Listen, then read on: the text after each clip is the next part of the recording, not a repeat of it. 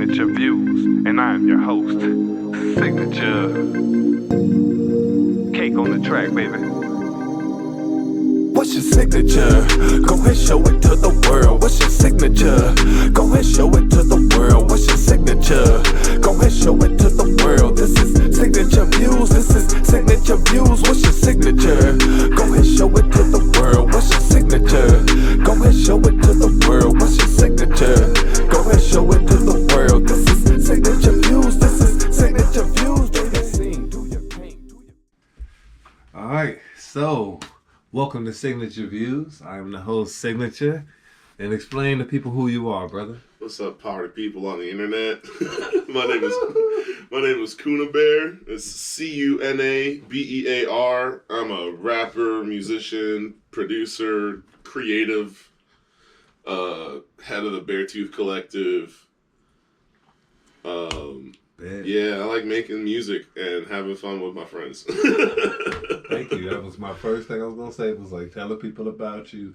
Okay, and then so tell them what you do, Cuna Bear. We'll get into that. My primary role, besides running art and music collective in like somewhat loose terms, besides that, I'm just an artist, a music artist. I like to mainly make hip hop, but I love punk and metal and jazz and funk and soul and progressive music and classical music. Like, I love everything. I kind of find myself in the midst of all kinds of creative stuff. I like making visual art as well. I'm a painter. I do graffiti. I do a little bit of everything. Got you.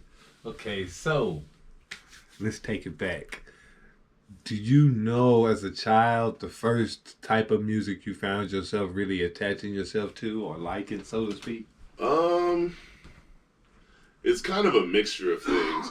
I feel like my awakening as somebody who was consciously aware of what music they were listening to started around the same time that my desire to find new music and listen for new music came. Because for some people, I feel like that's more gradual. But for me, it was like the earliest I can consciously remember listening to music, I was like, ooh, I want to do this somehow. I don't know how.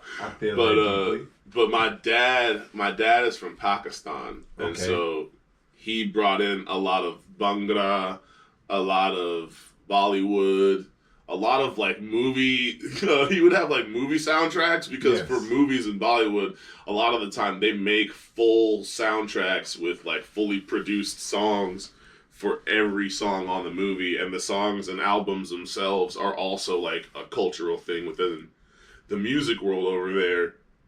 And so there's a lot of times where there's like this kind of crossover appeal for folks where like you might enjoy the movie, but you might just enjoy the songs on their own because the songs are always going to be bangers no matter what.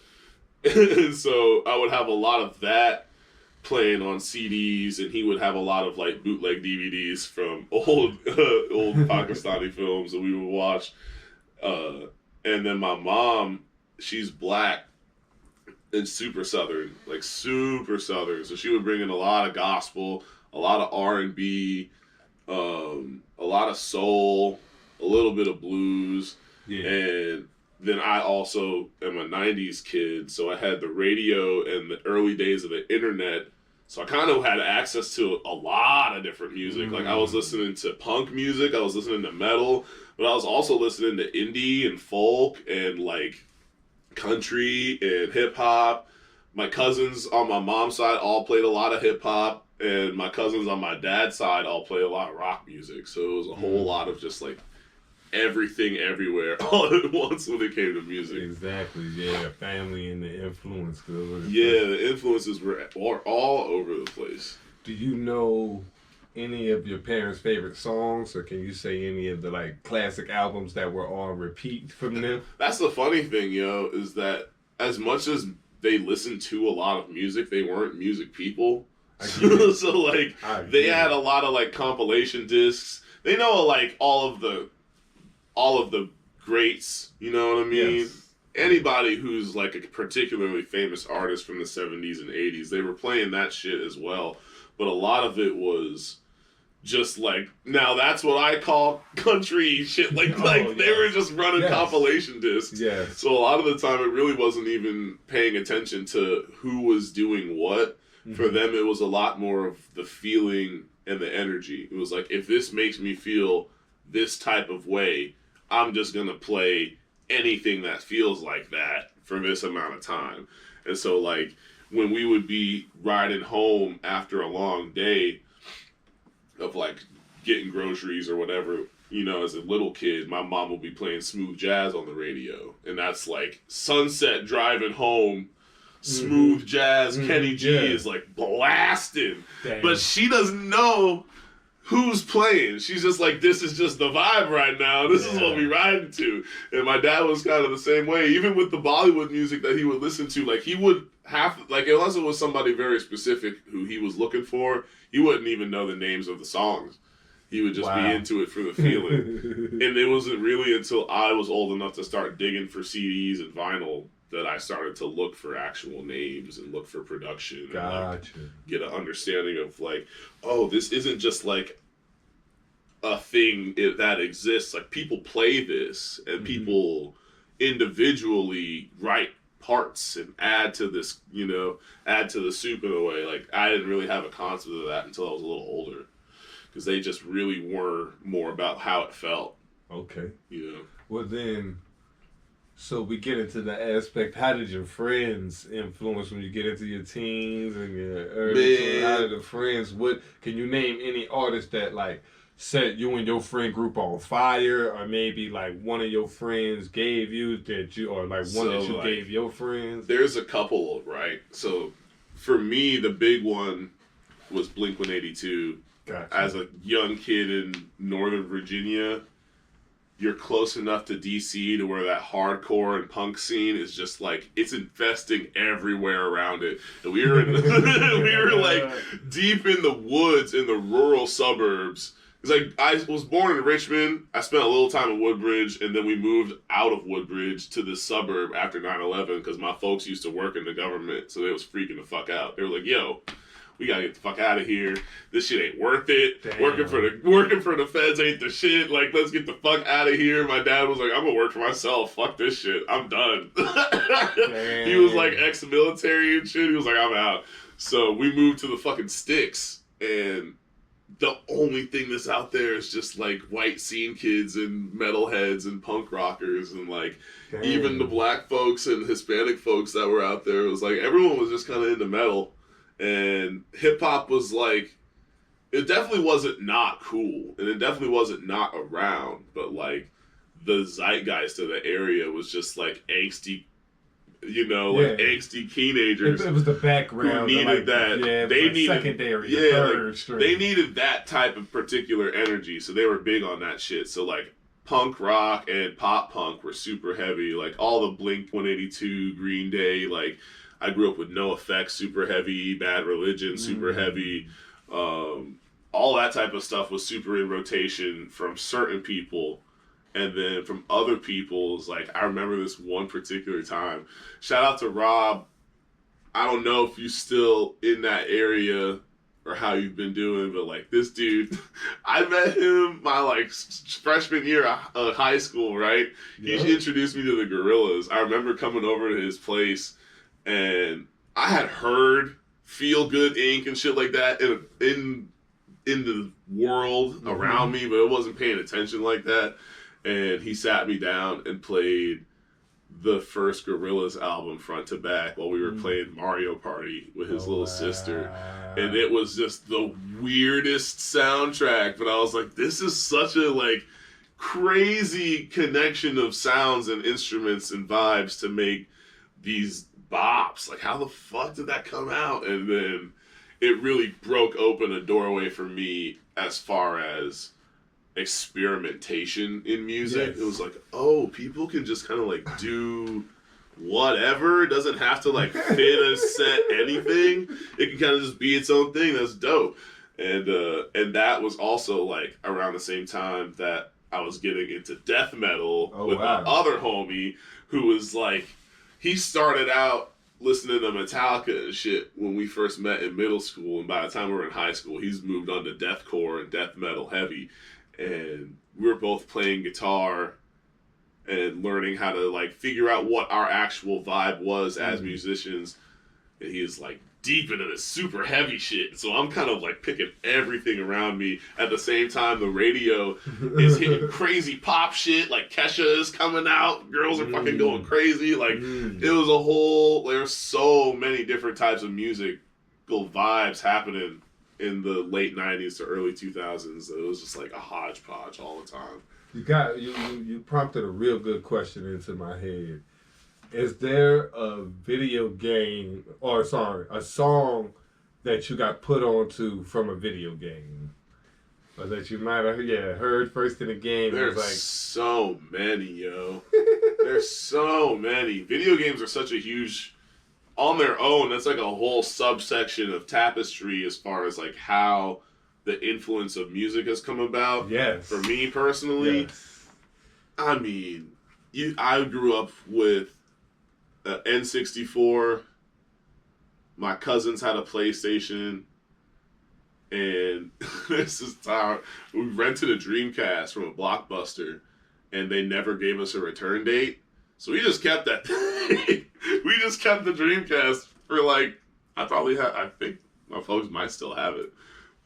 Wow, that's crazy. Yeah, we rented it from them, and they never gave us a return date and never asked us about it. And we would go in there all the time, and they would just keep renting us shit. So we were just like, I guess we have a Dreamcast now. Yeah, and so, like, Dreamcast had such a specific, like, there's so much jungle music on that shit.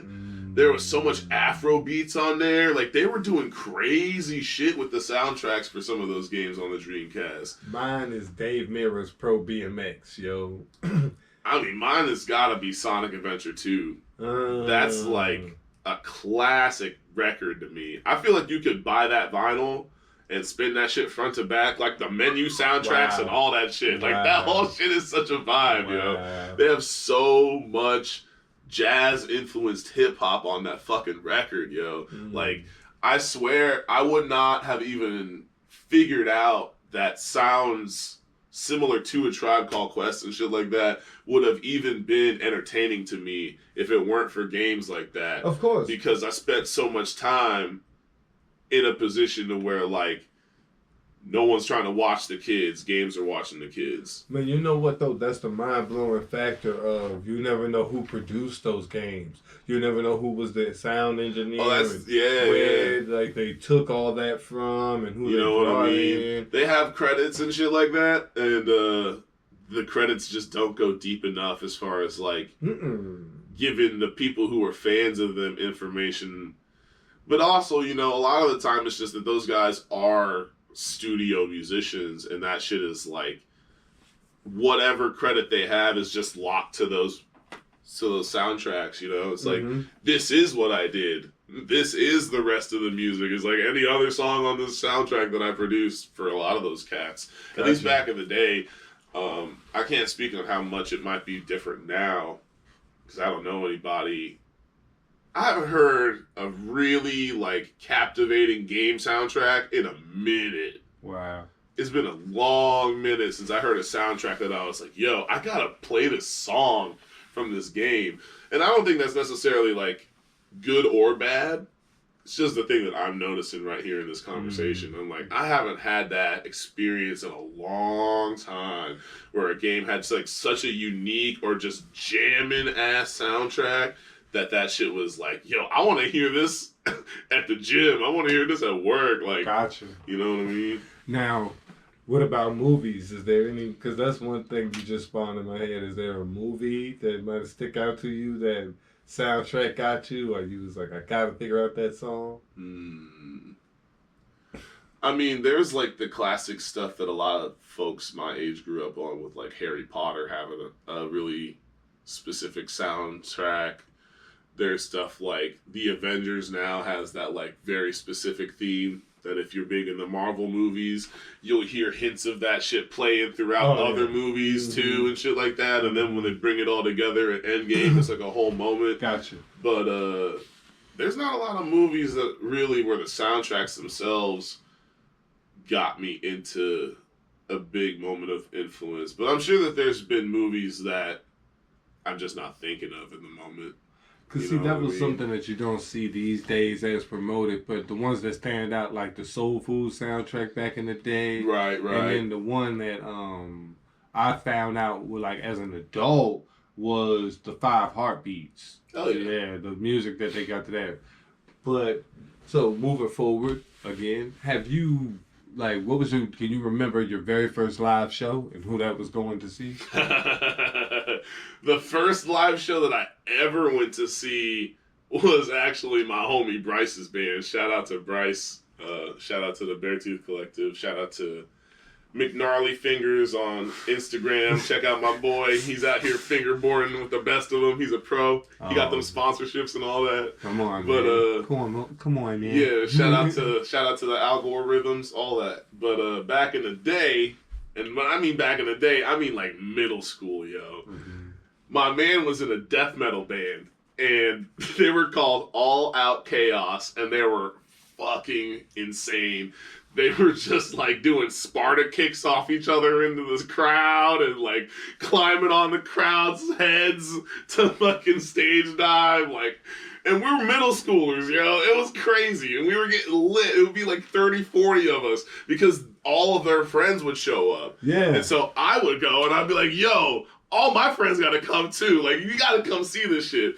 And there was this bar, shout out to Jack's. They were never really the best people business-wise, but, like, they gave the youth a place to play in a town that didn't have a place to play. Yeah. We'd have to go, like, a county and a half over to a different county. But we would get to go to Jack's, and at Jack's, Bryce and his band would fucking get to perform, and because it was one of the only spots to play within the, like, Richmond-ish area of the DMV, it was like, yo, you're getting runoff shows from big-ass bands that need a place to just fill in a date. You know what I mean? So, like, they're like, we gonna play this show in Richmond, and we gonna bounce to Springfield and play Jack's while we on our way to da-da-da-da-da-da. Yeah. And just, like, raking some extra tour money on the way, you know? And big-ass bands would come and play, so, like, they would need openers, and there was nobody who was, like, professional level opening, so they would have us fucking open, and the homies would get to open for like Ice Nine Kills and shit like that. Wow. Like way back in the day, before, like now bands like Ice Nine Kills in particular are like super mega huge on their own. They got like a crazy multimedia thing going on with like a whole fan base that's like super interwoven. But back in the day, when they were still popping, but they weren't on that level yet, man, they were playing with us. Like, we were fucking little kids, yo. We were rocking that shit. Wow. We were playing with crazy bands, and they would have all these different lineups, yo. Mm-hmm. There was this one show where they had these, like, big trucker-looking motherfuckers on stage, and their first song was called Hey Motherfucker, and that was the lead to every bar of every verse. It was the fucking craziest shit ever, yo. They rocked so hard. And it was like just them. You could tell it was some shit where it was like, we're brothers who just like playing metal music and have never really like decided to take it anywhere super fucking stratosphere with it. Mm-hmm. We just like doing this shit because we fucking love it. And we got a decent band now, and our family just wants to come watch us play, so we on stage watch us get the fuck down. And you see like the fucking band members like mom and their wives is in the stage, and they go fucking crazy and climbing on shit, and everybody starts moshing. It's just like, yo, all the songs just Hey Motherfucker for like 5 minutes straight. We were doing wild shit. Those were some of my first shows, yo. It was just like really watching the homies do anything that they could, because where we grew up, there just wasn't a place for us. So we would just get in where we fit in. We would play at like these churches that didn't want us to mosh and didn't want us to scream and didn't want us to cuss. So we're fucking in the middle of the church floor with the pews pulled to the walls, and it's just like 40 people in this big ass church room with one band at a time, and we're just like pretending not to mosh while we bump into each other and shit like that, just like being dumb because the people are fucking looking at us and they're like, if y'all scream one more time, we're gonna pull the cord and end the show. Like, get the fuck out of here. We don't want that devil music in here. And we're like, we booked this as metal bands playing like, what did you expect us to do? But like, what? That was early shit, and probably the first like real live musical experience I got to see from like a bigger band was 30 Seconds to Mars. I was going with this girl who I had been dating for 2 of the 3 days that we dated. Oh wow! She's the homie, but it was just funny in the moment. We just realized early on that we weren't supposed to date. So it ended up just being some funny shit in totality. But for the sake of the story, like, we were only together for those 3 days. The first day, the second day was the show, and on the third day it was like, we're chilling. We're chilling. Gotcha. But that show was so fucking lit, man. Man, because they played in a local college in my town. And they played in the, like, big auditorium setting where they have for the graduations and for big indoor events and shit like that. And there was so few people at the show because I think it was just some shit that like their label just was like, yo, just play the show for the coverage, you know what I mean? Like, it ain't that deep. But they still showed out for the show. So like it's a big ass production for not that many people. And so half of the crowd is in the stands and the rest of the crowd is on the floor, and they were like yelling on the mics, like, yo, security, let those people down on the floor, like, get them down here. And so they got us down on the floor, and now the crowd is swole up. Oh, hell yeah. Now the crowd is a proper sized crowd. Like it's supposed to. And so we start rocking out. They cut the lights, and then they throw the strobe lights on, and this big ass black balloons bouncing from the fucking ceiling and shit. People start throwing a mosh pit. I'm seeing motherfuckers get bloody noses. I was like, yo, damn. I didn't know we was throwing down in 30 Seconds to Mars like this. What the fuck? I was literally like, baby, hold my fucking glasses. I dropped it. I was like, let me get in this shit. Like, what the fuck? Man. Crazy shit back in the day, yo. So what's the furthest you've ever been for a concert? The furthest I ever went to see somebody play was probably when we went to go see Bone Thugs. I think that was the farthest I've driven just to go to a show. That was only 2.5 hours. Well, like, that was only 2 hours. Well, then that must have been the time that I went to go see Billy Woods and the Lucid play. Shout out to Arm & Hammer. I went to go and see them play at Aisle 5 in Atlanta. Okay. So that was a decent drive. That was a fun ass show too. Man, shout outs to them. Shout outs to Cavalier. Shout outs to Backwoods Studios. Y'all are the peoples. Appreciate y'all's love and support, man. Good folks, good rappers, good art, good times. It was a great time. So who can you name are some of your Mount Rushmore or top 5s? Or like, you know, I know in you hip hop or just overall? Like overall, like rappers. Overall rappers? Yes. I'll go into rap. Like, I'll just do it rap. A$AP Rock, MF Doom, Earl Sweatshirt. Man, I was thinking about this too the other day. Who my top 5 was. Substantial. Shout out to Substantial. That dude's a crazy rapper, yo. If y'all haven't heard Substantial, that dude knows how to throw that. Like, he's very much a pioneer to a style that I didn't know I was so similar to. And I was like, whoa. Sick as fuck. Okay. Who would be my 5th? My 5th favorite rapper?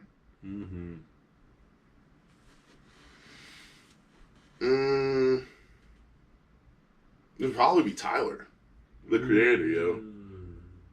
He's such a huge influence on my art overall and specifically lyrically. Like, he was...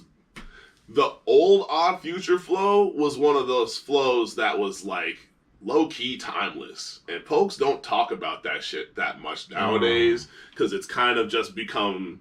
It's kind of become infused into a different style now. Yeah. But that older flow that they used to rock with all the time, that shit was fucking foundation building for like trying to figure out weird ways to flow on very normal beats. I get it. It was a dope flow style that they had rocking. And Tyler now, just in general, is like such an interesting artist as far as the way that he makes both complex and simple lyricism interesting. That dude's tight. I'm gonna fuck with his lyrics a lot. Bet. So now, do you have a top 5 producers, or you have favorite producers in the game? Top 5 producers. Yep, top 5 producers. I felt just favorite producers, you know. Top 5 producers: MF Doom again, Flying Lotus, Zavala. Shout outs to Dark Time Sunshine. Shout outs to Henri Osborne. Kenny Siegel. And what was homie's name? I can't think of his name right now. He's his name is Girlfriends. Girlfriends. He is a one-man band. Oh, he's dope as fuck. Or they might be a they. I'm not entirely sure. Oh, is it Girl Talk? Nah. Okay. There's a one-man band called Girlfriends. All one word. And their shit is like upbeat, punky stuff. It's not necessarily punk rock for the sake of punk rock, but it's in that vein of just kind of like upbeat rock. Mm-hmm. It's pretty mathy as far as the guitars are concerned. Like there's a lot of just like interesting guitar shit going on because he's playing off of a looper, but he does but he does all of the drums and all of the chant vocals and all the singing and all of the guitar work. And they've only put out one record, and then they put out a remix record of that original record. That's hilarious. Their shit is dope as fuck, though. They're on Bandcamp. They're on Bandcamp and on streaming, but I found them on Bandcamp back in the day, and they're still, to this day, one of my favorite bands to listen to because I have to sit and listen to all the layers of what's happening and be like, this was one person. Yes. Like, what the fuck? Wow. I love multidisciplinary artistry because it always just makes me be like, yo, how deep does your brain go? Like, what the... It's like one of the reasons why I listed Doom twice, rest in peace, and one of the reasons why I listed Flying Lotus is because Flying Lotus in and of himself is so interesting and inspirational to me because he's so free form without necessarily throwing away structure, and his mind allows him so many different avenues of creativity that align both with my own interests as a fan and also my interests as a creator. I'm like, yo, I feed heavy off of his creativity when I'm trying to think about new concepts and ideas for my own I don't know, like research, I guess. Gotcha. Thinking about the way that I approach making music. He's super inspirational for sure. Bet.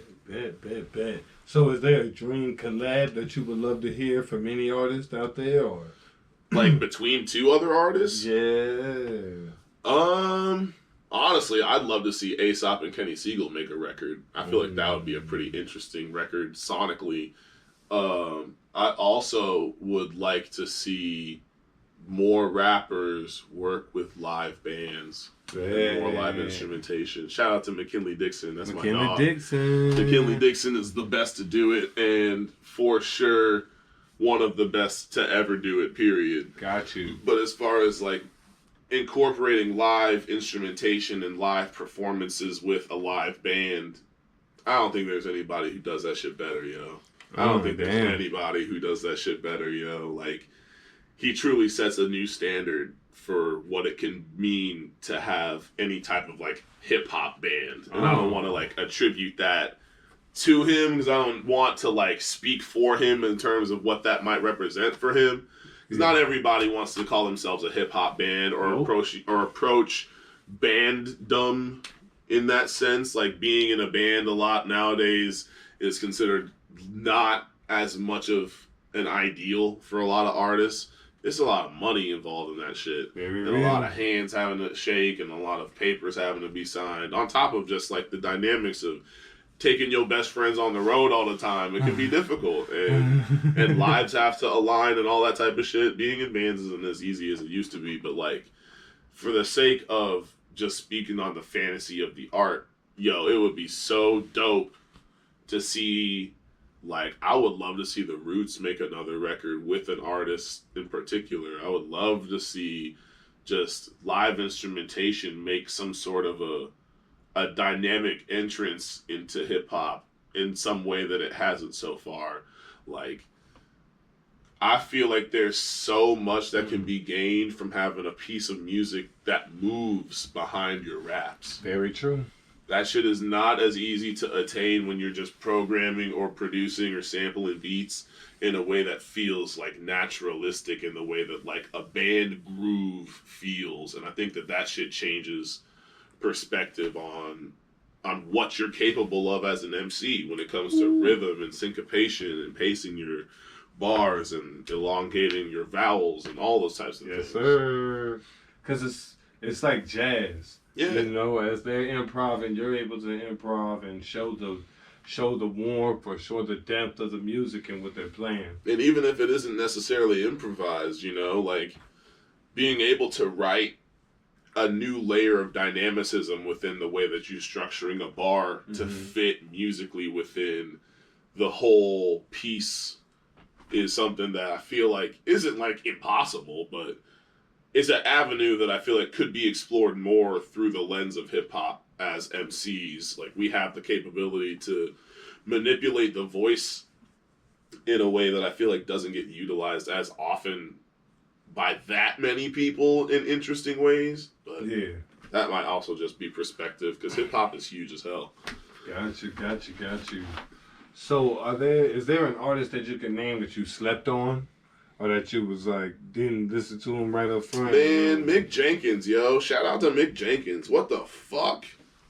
That man is a crazy talented artist, and I don't even necessarily know, like, there wasn't a catalyst for me missing that, because as far as like radars go, I've been hearing his name for years. I've been seeing his album art for years. I've been seeing his interviews and his like musical video based endeavors around the internet for a long time. And there's just not necessarily been a thing that made me go like, I don't want to try this, or I don't want to listen to this.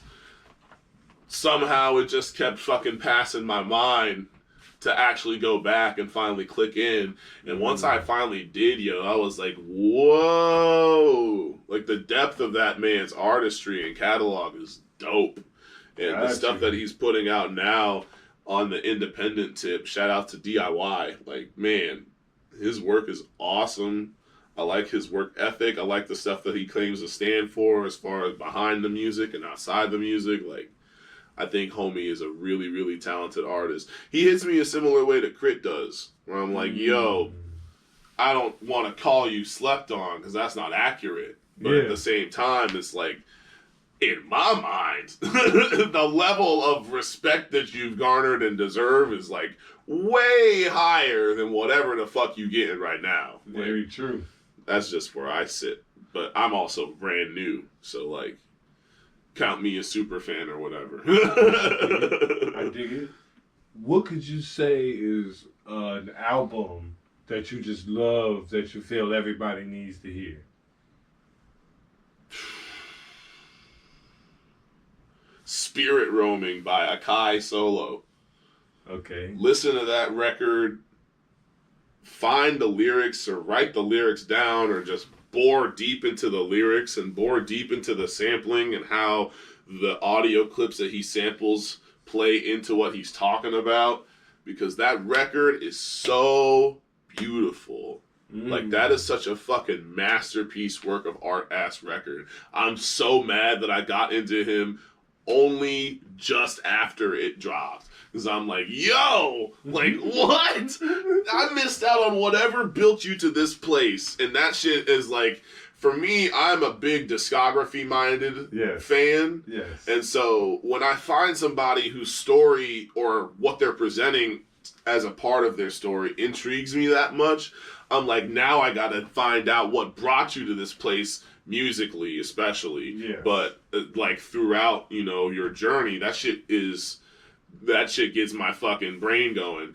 And so, man, Spirit Roaming is such a dope, like, that's such a grown up rap ass record to me. Like, Yes, he's spitting about so many of his bars are little one liners that he just like rolls past. And I'm like, bro, slow the fuck down. Say that shit again. Like, I'll start the whole song over, sample and all that. I was just like, yo, read that shit back to me, bro. I need to, like, bore it in my brain, because it's not that I don't understand. It's that, like, holy shit, you broke it down in such a succinct and, like, crisp fucking way. It's like biting a crisp-ass apple. Yep, I'm like, yo, that shit is, like, food for my brain. I'm like, that sounds good. That shit is a good-ass record. Akai Solo, all caps, AKAISOLO. Shout-outs to Akai. Shout-outs to Backwoods again for putting that record out. I gotta get a vinyl of that shit. That shit needs to be in the collection. I gotta get that shit for show. That shit's dope. Okay. MF Doom or Aesop Rock? Based on what? That's just great. rapping. If you rapping, it's gotta be Aesop. Okay. Rest in peace to Doom, but just rapping, Aesop is like such a such a foundational part of how I rap and why I rap and the ways in which I approach certain aspects of rap. Like, it's not even a thing that I necessarily can hear and quantify in my music as much as I used to, because you know that like early stage of rapping where you just biting until you find a flow that makes sense to you. Yeah, I get it. That shit is so far gone, and I feel like I've differentiated myself so much now that like it filters instead of just becoming a part of the whole concoction. But like his shit is so much more foundational for me. I really didn't get into Doom. I didn't get into Doom until like 2015 or 16. I very much respected and appreciated Doom, but I didn't fully get Doom until like then. And so by that point, I had been listening to Aesop for like 5-6 years already. Oh yeah, damn. So it was just way more of like a comparison for me than it was necessarily like a competitive side to like which one I preferred. It was just like, this is just different, and in fact like more foundational than what Aesop is doing, even though they basically were around at the same time and doing shit in a similar space. They have a lot of collab like individual records together, and they got to operate in similar spaces as each other, but like Doomed is a little bit more succinct to like the basics in terms of complexity. Like he does a lot more complex internal rhyme scheming. Yes.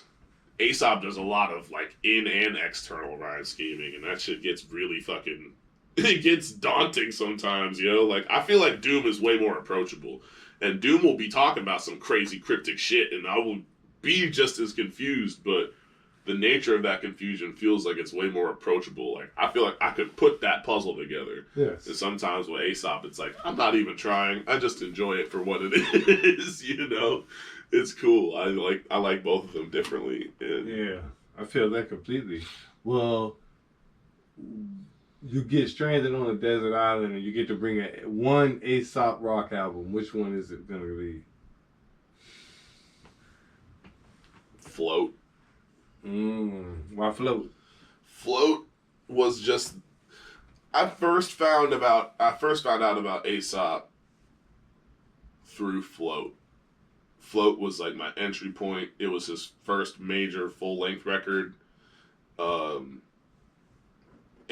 it was a record that made so much sense to me. I didn't feel like I had to try to grasp what was happening in a creative sense. Like, as soon as I heard it, I was like, oh, this guy is on this shit.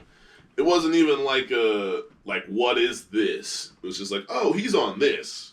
I get this. This makes sense to me. And in a way that, like, bling era hip hop just did not appeal to me, bro. I tried, because my cousins were heavy on that shit. And I grew up with some of the classic shit, and I grew up with some of the golden era shit, but, like, bling was just everywhere. And I was, as much as I fucking respect Lil Wayne, at the time when I was a kid, I was like, bruh, I'm so over this music. It's just not me. It didn't have whatever little gem of intrigue it was that I needed to really latch onto it. I was like, I was not there for it. I didn't really gain an appreciation for it till I was in my teens, almost 20s, was really when I was like able to hear it for what it was. But as a kid, I was like, nah. And Aesop just had that, whatever that factor was just like, oh, I get this. This makes sense. And that gave me a gateway into just underground hip hop in general. And then it was off to the races. Then I was finding out about everything. That's when I found out how much I appreciated De La Soul. That's when I found out how much I appreciated Tribe, because I could see like how what he was doing came from these places, and how what they were doing came from these places. And like that whole aspect of the hip hop language and lexicon just fully opened up, and I was like, oh, this is the side that I more align to. Like, I find myself here in this tribe. I find myself in the native tongues. I find myself in Diggable Planets. I find myself in these aspects and these angles and these bars. I see who I am reflected at me, and that was more of what I needed, you know? I dig that completely. But Float was definitely that, like, that was me opening the door. It was like, oh, we'll open this door and go through this. Okay. And it was like, well, what's one of your theme songs? What's a song that just like is up there on your, I listen to this song at least once a week, if not more frequent? Dog. Too many theme songs. I'm gonna say. Give me three then. Give me three. Two or three. No pressure. I'm gonna say. Man, what's the name of that David Bowie joint? Modern Love. Okay. Modern Love is up there. Okay. Talking Heads, Home is the Place. Okay. I've been playing a lot of Good Kid lately. Okay. Good Kid has this one joint called Nomu, Nomu. That shit has been my, like, I have this side note joke. I have this side note about anime intro and outros for the seasons of my life, because I'm just a fucking nerd like that. So, like, every year there's 2 seasons. The first season's until my half birthday. The second season's until the next birthday. So, like, season 30 has had Nomu as the intro track. So I'll be waking up, and when I'm trying to hype myself up for the day, I'm singing that shit in the shower. Okay. That's been my wake up joint for the last couple of months. It's almost time to pick out season 31 intro and outro. Come on, yo. The outro for season 30 has been Afraid of Heights by Billy Talent. Oh. That's a dope punk rock song that I've been listening to a lot lately. Let's just, pick whatever resonates with the point of life that I'm at right now. And those 2 songs feel like good bookends for the week to week. You know what I mean? Yeah, I do. They've been keeping that battery in my back when I'm like, I need some joints to just jam on the way to work to get myself hyped for the fucking grind, or I need blah blah blah blah blah to help me do the dishes, to help me take the trash, whatever. All right. Well, then I'm going to leave it with the last question of... Oh, you know what? I'm sorry. I'll leave that as the last question, because you really went good on that one. I mean, you was snapping this whole interview, which is highly appreciated. I appreciate you for we're going to cap it on the one to say, tell the people who you are, tell the people where to find you at, tell the people how to support you, and yeah. Yeah, my name is Cuna Bear. It's Cunabear. You can find me just about anywhere if you search Cuna Bear. The main place to support me is either my website, which is cunabear.com, or my Bandcamp, which is cunabear.bandcamp.com. bandcamp.com, bandcamp.com. Those two places are the best places to support me. I got like a mini Patreon like membership type dealie on my website. Comes with a whole bunch of exclusives. You get discount codes to my merch site. You get all types of interactions with me personally. I update it with behind the scenes on what I've been working on by myself and with the Beartooth Collective. And there's email newsletters for any time new merch and music drops. My Bandcamp is the best place to purchase my music digitally. I don't keep my stuff on streaming super heavy because I ain't really with the streaming nonsense. They trying to charge us pennies for what should be like $10 a record. And if y'all really love what you're hearing and you really want to support, it's usually $10 a record, $20 for a tape with some stickers and some goodies along the side. Come on. And I hand make a lot of t-shirts. I hand make all the cassette tapes. I dub everything in-house right here in this room. And support the Beartooth Collective. That's the art and music collective that I run. Shout outs to Signature for having me. Shout outs to Joaquin Fox. Shout outs to Virgil Wolf. Shout outs to Lady Velour. Shout outs to Wormwood. Shout outs to Mantis. Shout outs to the whole clique, the whole crew, the whole fam. You can find us everywhere at BeartoothCollective.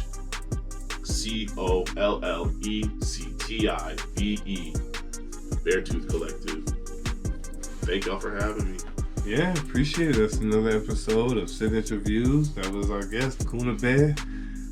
Peace. Y'all make it a great day. Peace, yo.